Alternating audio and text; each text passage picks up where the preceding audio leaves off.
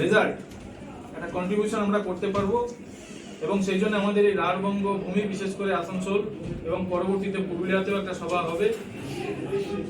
রাঢ়বঙ্গে প্রধানমন্ত্রীজি দুটো এর থেকে স্পষ্টভাবে বোঝা যায় যে 26-এর নির্বাচনে পশ্চিমবঙ্গে সরকার গঠনের ক্ষেত্রে কেন্দ্র করে যে সমস্ত অঞ্চলগুলো রয়েছে সেই সমস্ত সিটে এই সিটগুলোকে বিজেপি কতটা গুরুত্ব দিচ্ছে, এবং আমাদের দৃঢ় বিশ্বাস গঠনের ক্ষেত্রে আমরা উল্লেখযোগ্য কন্ট্রিবিউশন করব।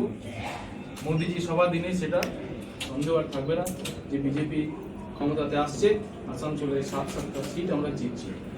এই সূচনা বা ইনফরমেশন দেওয়ার জন্য আজকে এই সাংবাদিক সম্মেলন। তাদেরকে আমরা এখানে ইনভাইট করেছিলাম যে একসঙ্গে বসে আমরা এখানে আপনাদের সামনে বার্তাটা দেব।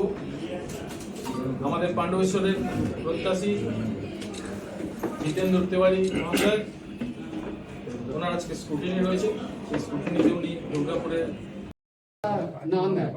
आज स्कूटनी था আজকে স্কুটনি ছিল, আমি স্কুটনি গেলাম।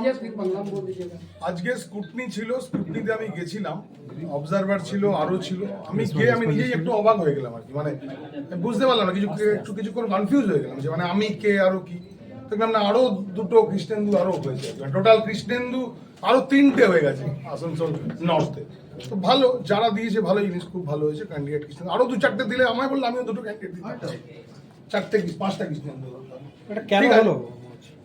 কেন হলো আর কি বলবো, সবাই বুঝতে পারছে, জনগণ বুঝতে পারছে, জনতা বুঝতে পারছে কেন হলো।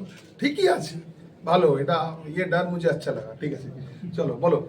আসানসোল প্রধানমন্ত্রীজি আসছেন পোলো গ্রাউন্ডে, আসানসোল নর্থ এবং আসানসোল সাউথের বর্ডার। এটা ন্যাচারালি আমাদের উপর দায়িত্ব খুব বেশি আর কি। জেলার সাথে সাথে আমরাও আসানসোল নর্থের সমস্ত কার্যকর্তা, সাউথের কার্যকর্তারা এটার মধ্যে আমরা ইনভলভ হয়ে আছি। আমরা সবার খুব উদ্গ্রীব হয়ে আছি যে উনি কি মার্গদর্শন আমাদেরকে দিয়েছেন, এইটুকু আমাদের বলবার ছিল।